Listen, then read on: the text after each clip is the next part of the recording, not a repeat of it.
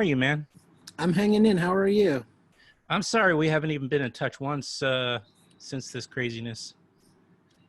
You know? No, I know. Yeah, I feel like everyone's busier than they've ever been somehow. Well, yeah, and I moved, so I just Oh, where are you? yeah. I'm living in Montclair, New Jersey. It's about 20 miles. No, I'm kidding. No, You and everybody else. moved up. I moved up to what they call here the HV, the Hudson Valley. Of course.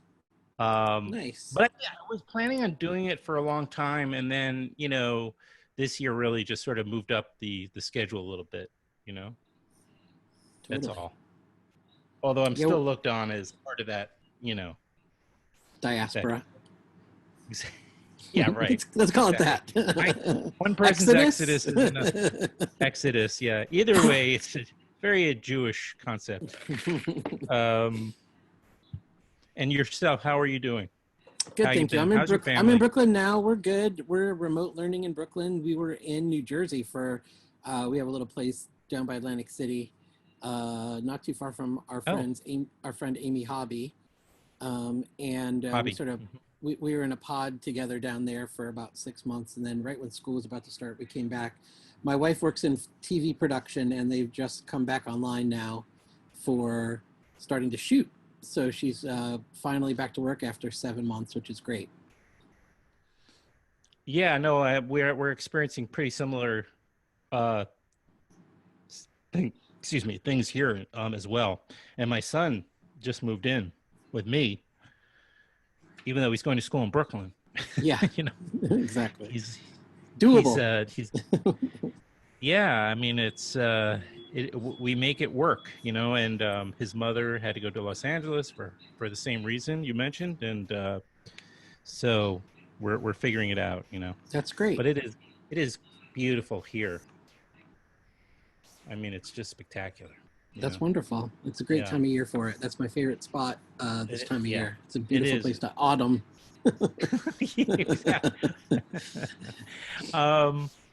And what I was one of my major bummers for me on a personal level, I had there was a lot of anxiety and loss in my spring. And I was always, but I was still looking forward to some sort of semblance and hoping that there would be a Montclair Film Festival and back in May. But of course, it wasn't going to happen. But you managed to figure out by moving the festival. So now we're in October, and the festival is beginning as we record this in about less than a week on October 16th. That's right, next Friday. I'm hearing something in the background. Okay, I'll mute when I'm not talking. No. Oh, I see. It is you. Okay. He's walking into. This is cool. I shut my door as well. Sorry. What's that? I was shutting the door between our rooms as well, just so there's a little more of a buffer. I was going to think we have a little remote learning going on for two students in this school. Well, we'll put up with anything. I mean, we do what we got to do, and people are far more forgiving now that everybody's doing this type of thing anyway. But anyway, so long story short, I'm just happy to be able to that this is happening after all, that you guys didn't miss a year, and that I'm able to support my favorite film festivals and my favorite film programmers, and so that includes you guys. Thank you. We're glad that you're supporting us too. I'm glad that you're still out there doing the good work. It's indeed. Yeah. Well, it's a pleasure and a passion, and actually this kind of makes certain things easier about it, as you can imagine. But I don't think that's your experience with running a festival. Tell me about that, and let's talk about that, because you had the extra months, but was it, you're doing drive-ins virtual, right? Yeah. So yeah, we postponed the festival on March 14th. It was originally scheduled for May 1st through the 10th. And that March 14th came at a crucial moment for us because we were about to lay out a bunch of resources to execute the May Festival, staffing, printing all of our marketing materials, all the stuff that goes into sort of the nuts and bolts of putting on a film festival financially was about to happen right at that moment. And we were, you know, South by Southwest had just postponed or canceled. We were like in the middle of all that and we're like, what should we do? And New Jersey was a hot spot at the time. New York was a hot spot at the time.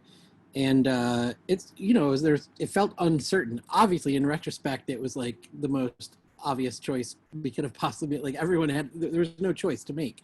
You know, the response to the pandemic made the choice for us. So, but in the moment, we were deeply worried. We had the full program done. We had special guests done. We had venues ready. We had everything ready to go. And all of it went away when we postponed. And so we spent the summer, you know, reevaluating everything from how to deliver, like you mentioned, drive-in screenings, to exploring virtual options, watching a lot of other festivals and sort of their best practices and how they were going online, and then trying to find a date that would work in the festival calendar. We didn't want to, you know, be in the way of other big festivals like New York and Toronto and Venice and Telluride and all that stuff, the Hamptons now. So we sort of tucked in right at the end, or right in the middle of October, right after the Hamptons was over, thinking that would be a good spot. And then, of course, AFI moved up their dates to be roughly the same time as us, having traditionally been in, you know, November. Right. So it's all, I think everyone's been very collegial about the shift on the festival side of things. The industry has responded very positively. We got a lot of great content, films from great filmmakers that never would have played the festival before. And, you know, today they just announced that Broadway is closed again through May of 2021. So I'm feeling like October is going to be where we end up staying now. I can't imagine us pivoting to a May festival when Broadway's closed 6 months after we just put on our second, essentially put together our second program in 6 months and then do it again for May. Not going to happen. So I think we're going to be an October festival from now on. So next year's our 10th anniversary. It'll be the 10th Montclair Film Festival in 2021. And we are already planning how we're going to deliver that and make it special somehow. And hope for I have one vaccine. Idea. Yes, I'll take it. Yeah. Next year is the Montclair Film Festival's 10th year anniversary, and we're going to do a lot to celebrate that, to support the Montclair Film Festival. But it also happens to be the 10th year of Filmwax Radio. Oh my gosh. Now. Twins. Separated at birth. Separated at birth, exactly.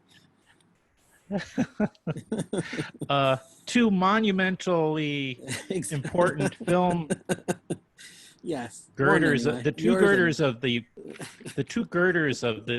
independent film world are having their 10th year anniversaries. Mine's the show has been going for 10 years. Congratulations. Next year.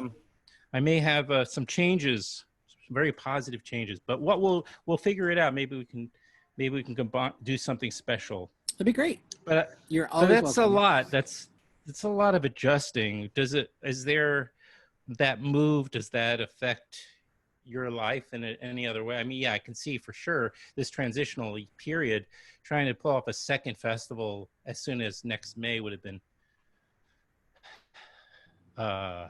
very, very challenging, to say the least. And definitely. I don't know. And then we're still so up in the air. I mean, as far as what people will be able to do, but maybe by next fall we'll have some sort of more robust kind of festivals back. I'm hopeful that will happen. A lot needs to change between now and then for the positive. So let's hope that happens, because we all need it, I think. But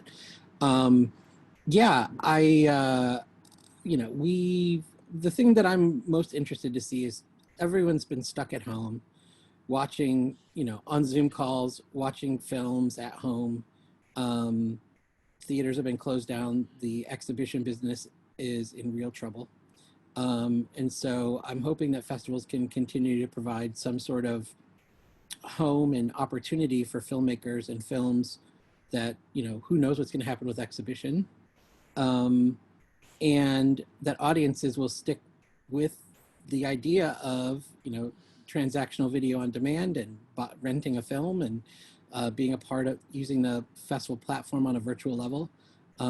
Our tickets just went on sale, excuse me, this past week, and you know, they are not the same numbers that we put up, not in terms of volume, I don't know, but in terms of revenue, it's nowhere close. Just the value proposition of, you know, 4 people on a couch watching a movie and as a family versus 4 individual ticket holders coming to a cinema is completely different.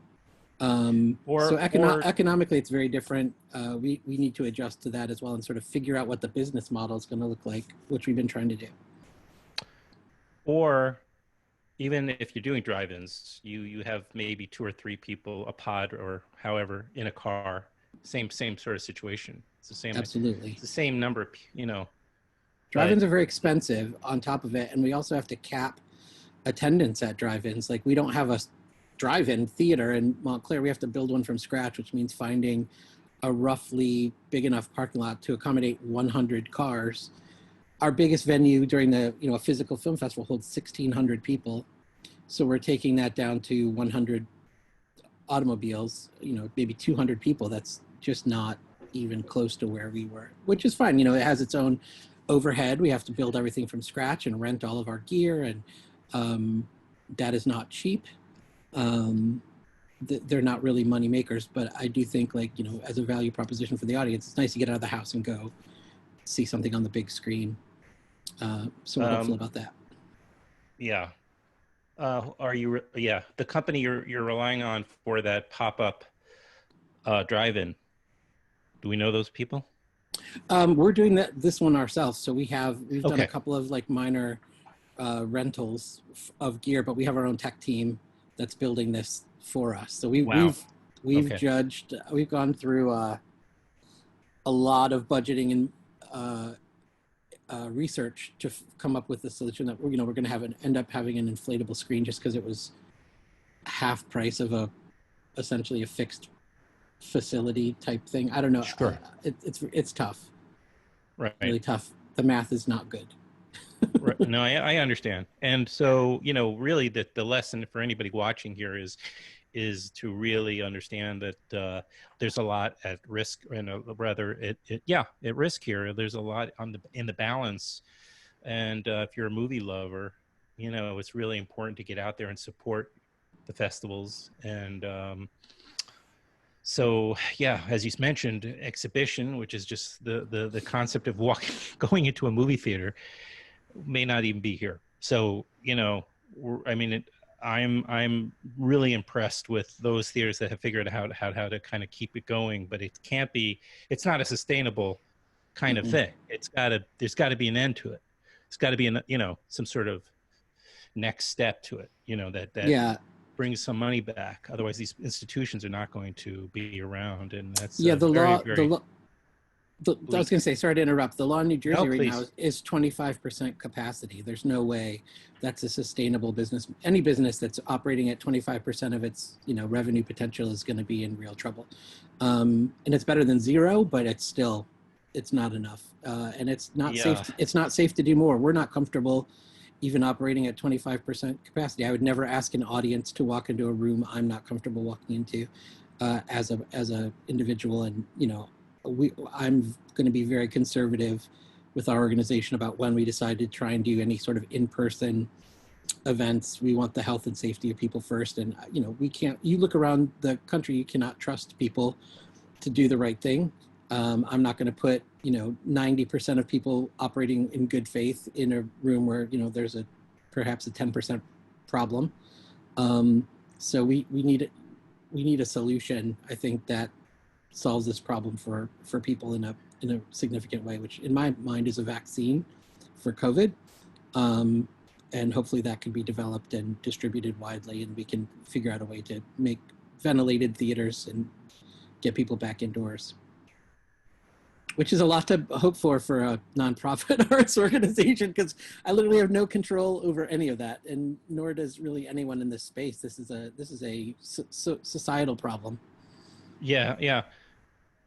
Uh, I will also see through the months how much real support and will there is to find these solutions, you know, that are safe and possible. Like, how many people really want to be in have movie theaters, Right. you know, and putting, you know, it really will come down to. There's always been this conversation been going on as we've seen theaters begin to struggle, which is not a new thing. It's not it didn't just happen as of March. It's been going on for a long time, and having to really work hard to find ways of getting people to come in when they can sit at home. But there's always the rationale for why it's so important to share the movie watching experience with people. And now we'll really put, so I think, this to the test when it's in jeopardy and it may not be around. We'll see how people really support it. But of course, first it has to be safe. Right. Well, I mean, You know. what is your feeling, Adam? Like, are you someone who's like, champing at the bit to get back into a movie theater? Oh, Um, now, yeah. I yeah, think about it a lot. Yeah. I mean, I think, you know, my experience, much like I'm sure yours, is we see a lot of films. And the idea of just, there was a kind of a fatigue about it. Like for many years, I was happily going to press screenings, industry screenings, festival screenings. You know, I would come to the Montclair Film Festival, mm, very excited every year. And but you know, in the last couple of years there's been a bit of a fatigue. Probably just needed some time to kind of go through what I was doing, which was seeing some more stuff at home than I used to.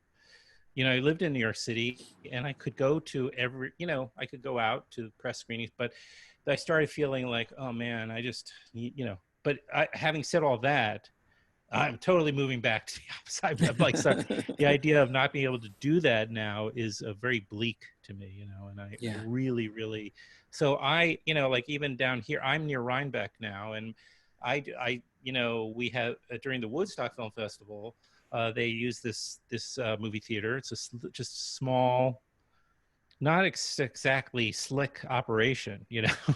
And there's one, it's called Upstate Films. I mean, you may have heard of it. hmm, And there's one in Saugerties, New York, and it's across the river. And you know, I know they're in real trouble, and I feel like I'll do whatever I got to do to save these theaters, to help in any way I can, you know. And yeah. so I wonder. One of the things I'm thinking about now as we sort of market the festival and talk to people about participating in the festival is, do they see a festival ticket at this point as some sort of help? Or is it just like pure transactional interest in a certain film or a certain title or a certain event? Like, I want to see that, I will buy a ticket. Or are people like, you know what? This is an institution that I want to see survive. I'm going to buy a ticket or a pass to this. I may or may not watch everything that I buy a ticket for, but I need to offer my support. One of the things that we've really done is stepped away from fundraising this year, huh. because it's a very difficult message to go to people with an arts message when there's COVID relief, there's Black Lives Matter, there's political campaigns happening right now. All of these things are drawing a lot of attention away from arts funding. So we tried to make it as, one of our messages that we decided to focus on was, we still need your support. We're giving you something in exchange for that support. It's a movie, it's an event, it's a drive-in, it's some sort of, activity at the film festival. But like a direct appeal for fundraising has been a real challenge, I think, for arts organizations and film organizations in general, just given the tenor of society right now. I have two feelings as you spoke. One is, you know, just on a practical level, it seems like a survey would be very handy this year for you guys to find out people's experiences and specifically like what was their feeling about, you know, or their motives for buying tickets and passes, etc. Um, and you know, well, yeah.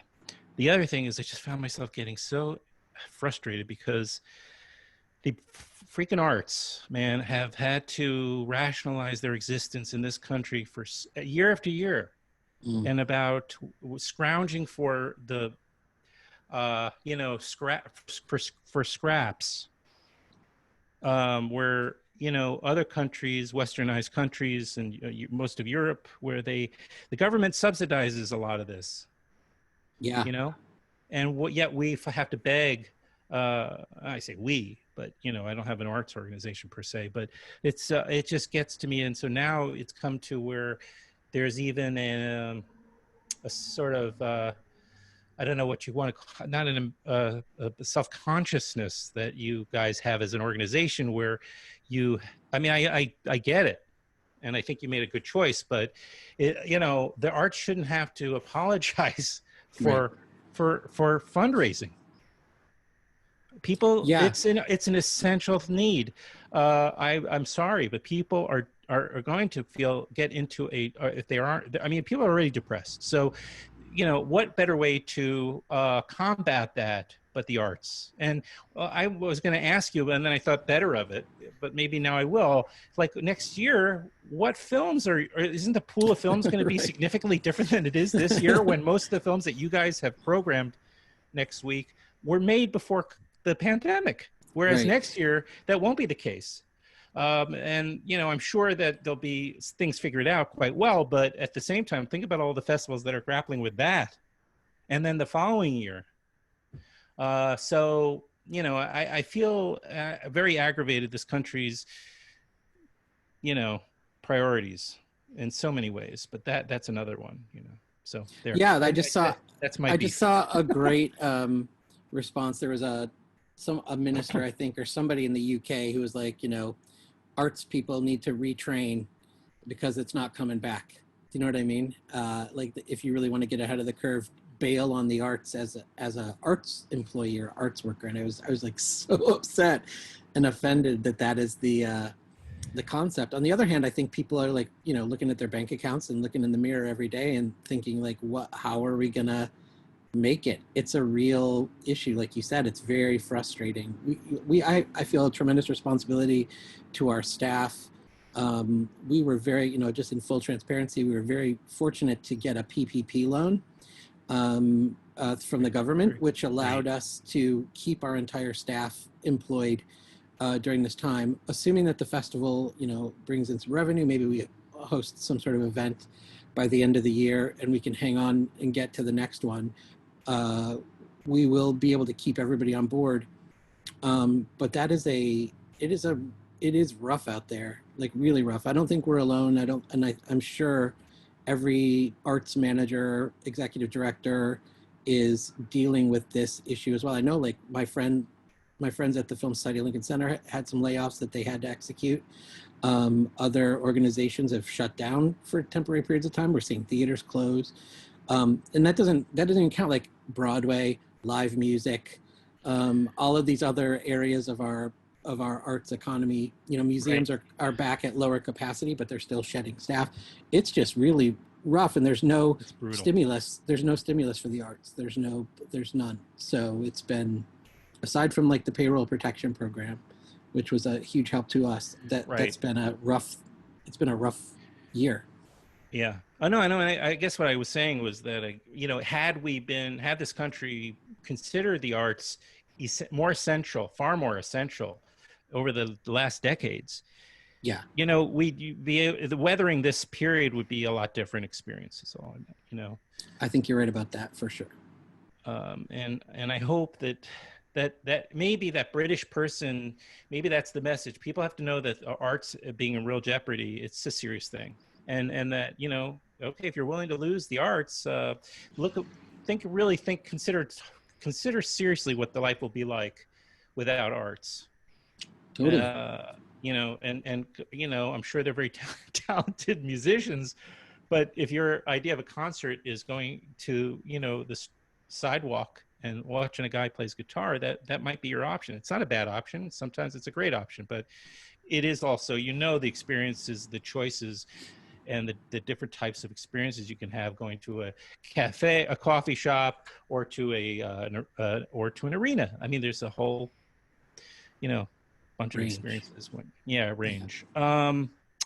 Yeah, I was going to ask, what was it? Oh, yeah. So you brought up also, you know, the delay in scheduling the festival this year, which again, I want to tell people is October 16th through the 25th, tickets are clearly on sale right now for both Montclair Film Festival drive-ins as well as virtual screenings at home.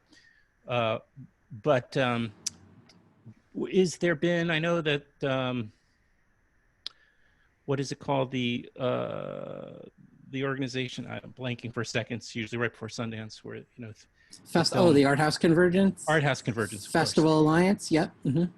I'm just wondering how much sharing and working together, cooperative kind of approach there was in terms of sharing information about.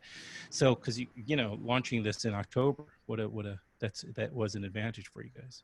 Yeah, I haven't really done a lot of outreach to other festival leaders. What I've done is spent money at other festivals because I think they could use the support.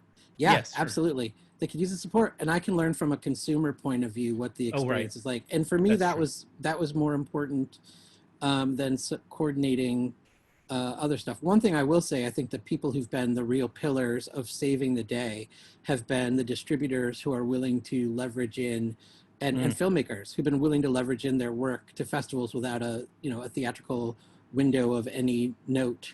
IFC was heroic this summer with their drive-ins and horror. I think they did a great job. And now we're seeing like a lot of the streaming companies step in with, Hulu in particular, although Netflix has sort of bailed on the fall festival season in terms of the films, but they're getting talent out there. They've really, without that content and those interesting films since March, we would have been in real trouble. Like you mentioned, like what's it going to look like next year? This year could have been a disaster if everyone just held everything. There would be nothing to show. That's right. And so those folks taking a chance and supporting, not everyone's done it, and not everyone's done it equally. A lot of filmmakers, in other words, a lot of filmmakers wanted to hold on to their films to see if they could do proper theatrical screenings or theater screenings. But instead of like releasing on virtually, which is a very different, it's not probably what they were hoping for. Yeah, no, exactly. I get that disappointment as well. It's not what we were hoping for either. But without those projects in the festival programs, there wouldn't be festivals. So people taking a chance on the time and partnering with virtual festivals has been the part that I found most heartening and the most collaborative. Like, we don't have premiere status. We're not worried about world premiering work. I know there are a lot of articles written about like New York, Venice, Toronto, Cannes, all coming together and saying we're going to take a year off from competing with each other and we're going to share titles and do all that, which has been great. I think it's really opened the door for a lot of festivals like ours. We're showing stuff that was at New York. We're showing stuff that would have been at Toronto or was at Toronto. So can I just say, can you remember what you were going to say? Because I want to just interject a funny anecdote, which is really brief, which is that around the time that cooperative, world festival or international festival, cooperative rather, was happening between, I think, among rather Cannes. What did you say? What were the other? Tribeca? Well, yeah, Tribeca was the one that was on YouTube. I was referring more to like everybody sharing like Nomadland and stuff. No, I got you. Yeah. I just remember though. I want to share this with you. I don't know if you. I'm sure you saw it, but on the Stephen Colbert show, he had De Niro on. Yes. Relatively early on when he was doing a show from home, and De Niro was talking about Tribeca and these other festivals, Cannes and the other festivals were in Toronto, or not Toronto, but what were the other ones? Anyway, they were doing this, and Colbert said, "Montclair." He kind of get. I don't even think De Niro heard it, but I heard it. Of course he didn't. Thank you. Yeah. Thank you for noticing. Colbert is big. Yes, Stephen's wife, Evie, is our board president. They live in town. We work very closely with Stephen and Evie on the festival. Evie's, a day-to-day involved with the organization, and we talk all the time and keep them involved, and they're very much invested in our success, which is a wonderful asset to have as a festival. We would not be where we are today if Stephen didn't do an annual fundraiser for us, wasn't involved in the festival. Like having him on, he and Evie both involved in what we do has been crucial. So, I'm very lucky. I've worked at a lot of festivals that have had varying levels of celebrity support. from not much to, you know, people like Ben Stiller at Nantucket, Alec Baldwin in the Hamptons, etc. And I know how lucky we are that they are so hands-on and so involved and care so much about what we do. So they're true believers in not just Montclair, but I think in film festivals as an economics and cultural engine for communities. Their community is Montclair, so they're involved with us, but I know they believe strongly in the power of festivals to be a sort of backbone of local arts communities. So. But the point I was going to make about the festival collaborations, which Sorry to interrupt you. asked me to remember. Apologize. No, it's totally fine. Was that the fact that everyone put aside premiere requirements, I think opened the doors for distributors to be more generous and flexible and reimagine their festival strategies for the fall. And that allowed us, when we moved to October, to have opportunities to show work. Like we're opening with Nomadland. We are closing with One Night in Miami. We've got Ammonite as our centerpiece. We're showing Minari as our virtual centerpiece. So those are films that were great, you know, A24 and Neon and Searchlight Pictures, all those people, Amazon Studios partnering with us has been a real boon to our ability to host a festival. So I really do think they've been sort of heroic in stepping up and supporting festivals. There wouldn't, I don't know how our audience would respond if we didn't have, there's no films, there's no festival. So again, you were asking what I learned, you know, or collaborated with on other festivals. I think everyone standing down and trying to support the overall health of the industry has been a big help. Well, I'm glad you mentioned those all those films and those events, because I was going to bring it up, and so you sorry. No, I'm glad you saved me the trouble. I want to make sure. I want to also respect your time. It's I'm sure you have a very busy day ahead of you as you guys are leading up to the festival in a matter of days. This is the 9th Montclair Film Festival. Again, October 16th through the 25th. The website is montclairfilm.org. That's right. How did I know that? And also you can follow them on I'm sure all social media platforms, but tickets are at Montclair Film everywhere. Right. I mean, you can be in anywhere in the world and see the Montclair Film Festival, or? Yeah, we especially, you know, our conversations, and Stephen Colbert's doing a live read at the festival of a unproduced TV pilot, and we just announced the cast today. But he's got Bob Odenkirk, Keegan-Michael Key, Dana Carvey, Jackie Hoffman participating in this live read. That's a global. I mean, you never heard of any anywhere. Of them. Never heard. Oh, wait a minute! I know Jackie Hoffman. She's funny. Yeah. She is funny. She is funny. No, I do actually know Jackie Hoffman. I've tried to get her on here before. She's great. She is a piss and vinegar. Sheryl Crow has a cameo in this live read as well. Wow. It's a lot of fun. So that one's global for sure. All of our conversations, we're doing a salute to Aaron Sorkin this year. He's got a new film, Trial of the Chicago 7, that's coming out on Netflix, and he and Steven are doing a sort of long form in conversation, which I'm excited to hear ahead of the election. In fact, I think that is going to be recorded today. So there's a lot going on, a lot of films. We have like 100 films in the program, conversations. Sienna Miller is doing a conversation with us. Just a really great group this year. And again, it's down to the generosity of everyone wanting to participate and give us a chance in this new space to show what we've got. We just, you know, we're hoping people, like I said, realize it's not just, do I want to watch this, but this organization and all organizations like ours need support right now. So step in, grab a ticket, help out if you can, and you get something in exchange. You get a program, which is great. Thank you, Tom. Thank you, Adam. It's great to talk to you always. And I look forward to our twin birthday in 2021 as we celebrate the 10th anniversary of Filmwax and Montclair Film. That'll be a lot of fun. And we will celebrate, I promise. Oh my God, totally. All right, have a great festival. Thank you. Thanks for having me. Good to see you. Bye. Same here. Okay, take care. You too.